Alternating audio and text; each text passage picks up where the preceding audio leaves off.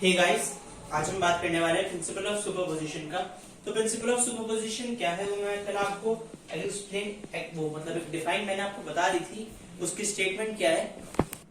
जो principle of superposition है वो ये कहता है कि अगर number of charges are interacting, then अगर हमें किसी एक पर्टिकुलर चार्ज पे कितना टोटल चार्ज है वो निकालना है, so it is the vector sum of all the charges applying on it. और अगर कोई दो चार्जेस एक पे फोर्स लगा रहे हैं तो तीसरी चार्ज अगर वहां रखा भी है तो वो ऐसे बिहेव करता है जैसे वो वहां पे प्रेजेंट नहीं है। Okay, so principle of superposition पे बेस्ड मैं एक न्यूमेरिकल आपको करवाता हूँ, उससे आपको उसमें क्लियर हो जाएगा कैसे करना है हमें सॉल्व। तो first numerical is 4 equal point charges. 4 equal point charges. तो आपकी स्क्रीन पे क्वेश्चन है, ये न्यूमेरिकल है। ऐसे क्वेश्चंस बहुत बार पूछे जाते हैं कि 4 equal point charges 16 microcoulomb each are placed on the four corners of a square of side 0.2 meter. अब हमें कैलकुलेट करनी है नेट फोर्स किसी भी एक चार्ज पे। ओके, क्योंकि सभी सेम चार्ज है तो उसमें कोई हमें क्वेश्चन से क्या क्या डिटेल्स मिलती है हम वो लिख देते हैं एक बार। जैसे अभी हमें बताया गया एक स्क्वायर है, so it is a square, side इसकी 0.2 मीटर। ओके, 0.2 मीटर है इसकी साइड। अब हाँ, इस पे इसके हर एंड पे एक चार्ज रखा गया है 16 microcoulomb. What is 16 microcoulomb? It is equals to 16 into 10 to the power minus 6 coulomb. Okay, तो अब एक बार आप इसे नोट कर लीजिए और पॉज करके अभी मैं ट्राई करिएगा इसे। एक बार जब मैं करवा दूं ऐसे ही सेम क्वेश्चन आपको दोबारा मिलेगा, उसे पॉज करके ट्राई करें। अभी से आप ट्राई मत करें क्योंकि इसमें थोड़ा अलग कॉन्सेप्ट लगेगा। सो अब मैं इसे यहाँ एक बार सॉल्व कर देता हूँ। अगर आपको कोई स्क्वायर गिवन है 0.2 मीटर साइड का, ओके, और उस पे यहाँ 16 माइक्रोकूलम चार्ज रखा है इधर इधर इधर और इधर। अब क्या करना है, पहले हम इन्हें नेम कर देते हैं ए बी सी डी। हमेशा ऑर्डर में नेमिंग होगी पूरी। ओके, और इस जो डायगोनल है हम इसे ज्वाइन करते हैं। किसी भी एक डायगोनल को ज्वाइन कर दीजिए आप। ये एक हमारा डायगोनल हो गया। ओके, अब A B equals to B C is equals to C D is equals to D A which is equals to 0.2 metre. ये हमारी है साइड। अगर हम बात करें तो अब Q1 is equals to Q2 is equals to Q3 is equals to Q4 is equals to 16 microcoulomb. मैंने आपको बता दिया 16 into 10 to the power minus 6 coulomb. अब अगर हम Q1 पे फोर्स निकालें तो वो कैसे होगी? ओके, सो अब आप लोग डायग्राम एक बार ऐसे अच्छी तरह से देख लीजिए। Q1 जैसे अगर हमने A वाले चार्ज को Q1 मान लिया तो जो फोर्स पे लगा रहा है वो ये D लगा रहा है, C लगा रहा है और B लगा रहा है। तो इस पे टोटल 3 फोर्सेस लग गए हैं, F1 F2 F3। अब क्योंकि यहाँ F1 F2 F3 बिल्कुल सेम आएंगे, उसका रीजन क्या है? Q1 सेम है, Q2 सेम है, Q3 सेम है और Q4 सेम है, और उसमें उनके बीच का जो डिस्टेंस है वो भी सेम है। तो F हमारी ये आएगी। अब इसका जब हम सॉल्व करेंगे तो उसका हमारा आंसर आएगा अप्रोक्सीमेटली 57.6 न्यूटन। ओके, अलोंग जैसे अभी F1 निकालें, F1 तो अगर ये B लगा रहा है इस फोर्स तो 57.6 along AB along AD along AC। Okay, तो ये तो हमारा ये पार्ट हो गया। लेकिन अब कुछ बच्चों के यहाँ प्रॉब्लम आती है, हमने इसमें ये क्यों नहीं किया कि जो C है डिस्टेंस वो हमने अलग क्यों नहीं लिए। अब उसका भी एक रीजन है। अब जैसे हमारा अगर जो इस पे B फोर्स लगाएगा वो ऐसे होगी, D फोर्स लगाएगा ऐसे होगी और C फोर्स लगाएगा वो यहां से निकलेगी।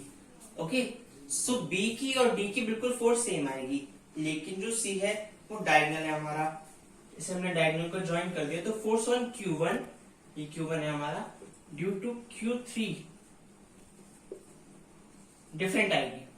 Q3 क्यों डिफरेंट आएगी? क्योंकि जो बीच का साइज है वो अलग है। यहाँ 0.2 है, यहाँ 0.2 है।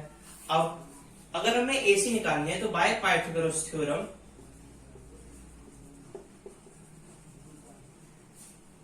AC square is equal to AB square plus BC square which is equal to 0.2 का स्क्वायर प्लस 0.2 का स्क्वायर। अब 2 का स्क्वायर होता है 4। अब 2 पॉइंट्स के आगे 0। ओके, सो 0.08 आ गया हमारे यहाँ पे। अब हम सबके फोर्स सेम निकालेंगे, लेकिन जो Q1 ड्यू टू Q3 आएगी, on Q1 due to Q3 वो आएगी हमारी 9 into 10 to the power 9 into 16 into 10 to the power minus 6 का स्क्वायर अपॉन 0.08 का स्क्वायर। ओके, ये 0.08 का स्क्वायर आएगी। तो बस जो हमारी ये रिजल्टेंट फोर्स आ जाएंगी, तो जो इसके फोर्स आई ये दोनों से, इन दोनों का हम इक्वल करके, और जो इसकी फोर्स आई अब उनका हमें रिजल्टेंट निकालना है। अब रिजल्टेंट का फॉर्मूला क्या होता है? रिजल्टेंट का जनरली फॉर्मूला हम लिखते हैं F net is equal to under F1 का स्क्वायर प्लस F2 का square plus 2F1 F2 cos थीटा। ओके, सो अब जो टोटल फोर्स है on Q1 it is equals to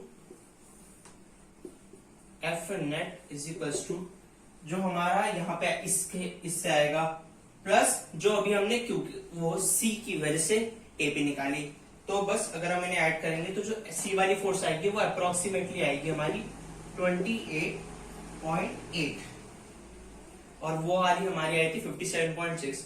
अब हम इन्हें ऐड करें और बीच में एक और ही फोर्स निकलेगी जिसकी वैल्यू 28.8 होगी, क्योंकि इन दोनों फोर्स का जो रिजल्टेंट आएगा वो हमें ऐड करना है। तो 28.8 plus 28.8 plus 57.6 is equals to approximately 110.3 newton, that is the unit of force.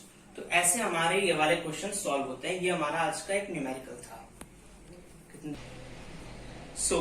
अब अगला जो हमारा टॉपिक है वो है इलेक्ट्रिक फील्ड। बहुत इंपॉर्टेंट टॉपिक है क्योंकि इससे बहुत सारे टॉपिक्स कनेक्टेड है। Electric field. अब व्हाट इज इलेक्ट्रिक फील्ड? आपने 10th क्लास में पढ़ा है मैग्नेटिक फील्ड के बारे में, 11th में पढ़ा है आपने ग्रेविटेशन के बारे में, अब हम पढ़ेंगे इलेक्ट्रिक फील्ड के बारे में। तो अगर कोई ऑब्जेक्ट किसी की फील्ड में है तो उसमें से जो उसे फोर्स लगा रहा है उसे कहते हैं कि ये इसकी फील्ड में है और ये इलेक्ट्रिक फील्ड है। जैसे कोई ऑब्जेक्ट किसी की इलेक्ट्रिक फील्ड में है तो जो उस पे वो सब्सटेंस फोर्स लगा रहा है उस फील्ड में, तो उसे हम कहते हैं इलेक्ट्रिक फील्ड। अगर मैं इसे डिफाइन के टर्म में बताऊं, so the force experience electric field is the force experienced by a unit positive charge. ये टेस्ट चार्ज होता है, हम उसे हमेशा पॉजिटिव लेते हैं। Okay, by a unit positive charge without disturbing the position of the previous and this charge. Okay, तो जैसे हमारा सोर्स चार्ज है कोई और ये है Q कूलम।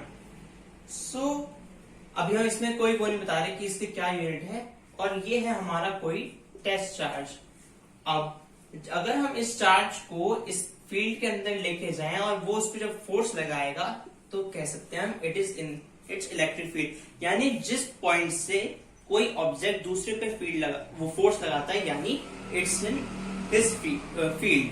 ओके, तो ये बात हुई इलेक्ट्रिक फील्ड क्या होती है। अब ये कैसे काम करती है? तो इलेक्ट्रिक फील्ड ऐसे काम करती है, अनलेस एंड अनटिल दोनों ऑब्जेक्ट्स एक दूसरे की फील्ड में तभी वो फोर्स लगाएंगे। अगर ये ऑब्जेक्ट दो हैं और इनकी फील्ड ये है तो ये फोर्स नहीं लगाएंगे एक दूसरे पे, because they are not in their respective field, मतलब एक दूसरे की फील्ड में नहीं है वो। ओके, तो अगर दो ऑब्जेक्ट एक दूसरे पे फोर्स लगा रहे हैं यानी उनका उसमें होना नेसेसरी है। आप इलेक्ट्रिक फील्ड को ऐसे शो कर सकते हैं। अब इलेक्ट्रिक फील्ड का फॉर्मूला क्या होता है? तो इलेक्ट्रिक फील्ड इंटेंसिटी का फॉर्मूला होता है, और हम ये वेक्टर है, एक वेक्टर क्वांटिटी है, तो हम यहाँ पे एक एरो लगाएंगे। It is limit Q tends to 0, यानी जो हमारा पॉजिटिव चार्ज है, मतलब यूनिट पॉजिटिव चार्ज, वो tends to 0 upon the force exerted divide by Q naught, यानी जो हमारा सोर्स चार्ज है। तो आज के लिए फिलहाल बस इतना ही। Please like the video, comment down जो भी आपको पार्ट समझ में नहीं आया या आपके कोई भी डाउट्स हैं इस टॉपिक से रिलेटेड। ओके, सो अभी तो वैसे हमने ब्रीफ ही समझाया, इसके आगे डिटेल्ड वीडियो भी आएगी। Okay, subscribe the channel and stay tuned for latest updates. Thank you.